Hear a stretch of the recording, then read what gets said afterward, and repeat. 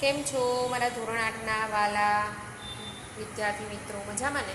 ચલો આપણે હિન્દીમાં કાવ્ય 4 ઉઠો ધરા કે અમર સપૂતો, બરાબર, એનું સુંદર કાવ્ય પઠન કર્યું હતું, કવિ પરિચય મેળવ્યો હતો. હવે આપણે એની સમજૂતી, તો પહેલી સમજૂતી સમજીશું. તો પહેલી બે લાઈન છે, ઉઠો ધરા કે અમર સપૂતો પુનઃ નયા નિર્માણ કરો, જન જન કે જીવન में फिर से नव स्मृति का नव प्राण भरो. હવે અંગ્રેજો છે એમણે આપણા ઉપર 200 વર્ષ સુધી રાજ કર્યું અને 200 વર્ષ પછી આપણને આઝાદી મળી. અને એ આઝાદી મેળવવા માટે, અંગ્રેજોની ગુલામીમાંથી મુક્ત થવા માટે અને આઝાદી મેળવવા માટે ઘણા બધા સપૂતો, અમર સપૂતો, ઘણા બધા સપૂતો હતા. એમણે પોતાના પ્રાણ ન્યોછાવર કર્યા હતા, બરાબર. અને ઘણા બધાએ બલિદાન આપ્યા, પછી આપણો દેશ આઝાદ થયો છે. અને હવે દેશ આઝાદ થયો છે એના માટે કવિની કાવ્યની રચના કરી છે અને આપણા દેશવાસીઓને જાગવા માટે કહ્યું છે. એટલે કવિ કહે છે કે હે ભારત માતા કે અમર સપુત્રો, ગુલામી કી રાત बीत गई है और आज़ादी का सबेरा हुआ है. अब तुम अज्ञान आलस की नींद को छोड़ दो, त्याग दो और अब जाग जाओ, देश के नवनिर्माण में लग जाओ. अब हमारे देश का नवनिर्माण होने वाला है तो उसमें आप लग जाओ और तुम देशवासियों के जीवन में फिर से नया उत्साह हमें भरना है. हमारे जो देशवासी हैं, जो अंग्रेज़ों की गुलामी से आज़ाद हो गए हैं, वो त्रस्त हो गए थे और हमें आज़ादी मिल गई. तो उन देशवासियों के जीवन में अब हमें क्या करना है? नया उत्साह भरना है और उनमें नए प्राणों का संचार करना है. પછી છે, नई प्रात है, नई बात है, नई किरण है, ज्योति नहीं, नई उमंगे, नई तरंगे, नई आस है, सांस नहीं. बराबर. तो શું કહે છે કે आज़ादी की नई सुबह में नई चर्चाएं हो रही है, नए विचारों की किरणें फैल रही है. सब अपने जीवन में नए प्रकाश का अनुभव कर रहे हैं. लोगों के मन में नई उमंगे और नए हौसले की लहर दौड़ रही है. सबके मन में नई आशाएं हैं और उनके प्राणों में नए सांस आई है. वो देशवासी खुलकर अब सांस ले रहे हैं. अंग्रेजों की गुलामी से मुक्त होकर वो अब आज़ादी की खुल सांस ले रहे हैं.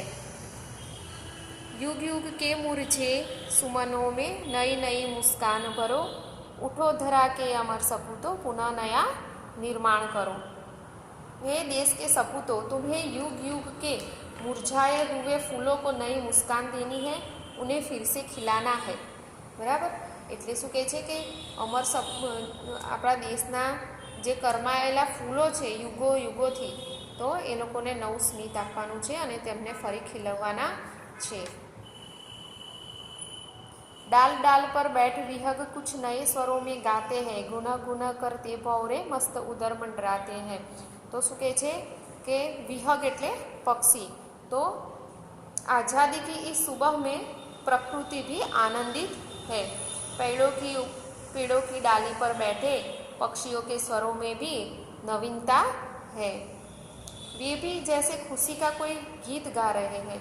ऐसा लगता है कि देश आज़ाद हो गया है तो वो भी जैसे खुशी के गीत गा रहे हैं. देश की आज़ादी को वो खुल के गा रहे हैं, नया राग छेड़कर. फिर बागों में भौरे गुंजार करते हुए मस्ती से मंडरा रहे हैं. तो भौरे એટલે ભમરાઓ. તો ભમરાઓ કેવું બોલે? ગુણ ગુણ ગુણ ગુણ એવું બોલે ને. તો એવી રીતે ભમરાઓ પણ મસ્ત થઈ અને ગુણગુણ બોલે છે અને કળીઓ અને બાગોમાં ગુંજન કરે છે. हे नवयुग की नूतन वीणा में नया राग नव गान भरो, उठो धरा के अमर सपूतो पुनः नया निर्माण करो. हे देश के सपूतो, स्वतंत्रता के बाद देश में नया युग आया है. इस नए युग की वीणा में तुम्हें नए राग और नए गाने भरने हैं. कली कली खिल रही इधर वह फूल फूल मुस्काया है. તો શું કહે છે કે નવી કળીઓ સવાર થઈ છે અને નવી કળીઓ ખીલી ઉઠી છે. એ પણ આઝાદીની સાંસ લે છે, બરાબર. અને નવા નવા ફૂલો ઉગી રહ્યા છે, કળીઓ ખીલી રહી છે અને નવા ફૂલો ઉગી રહ્યા છે, બરાબર. અને ચલો હવે આગળ.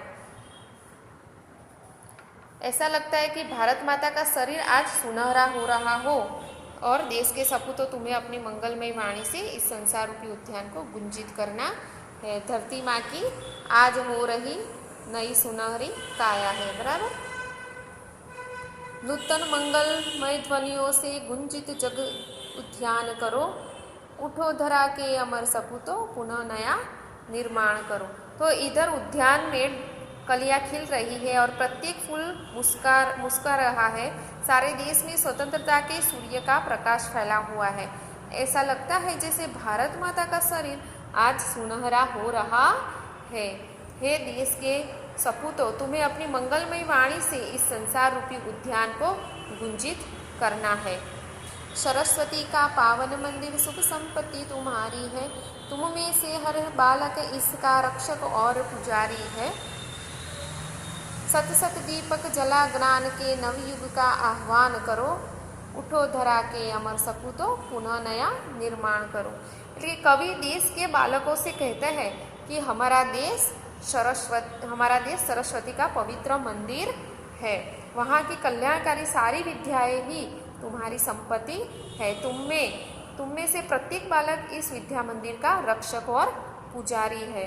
तुम्हें यहाँ ज्ञान के सैकड़ों दीपक जलाने हैं और नए युग का आह्वान करना है. तुम्हें सभी प्रकार का ज्ञान पाकर देश का भविष्य उज्जवल बनाना है. तो बराबर. तो આવી રીતે આ કાવ્યની સમજૂતી અહીંયા પૂર્ણ થાય છે, બરાબર. બાય.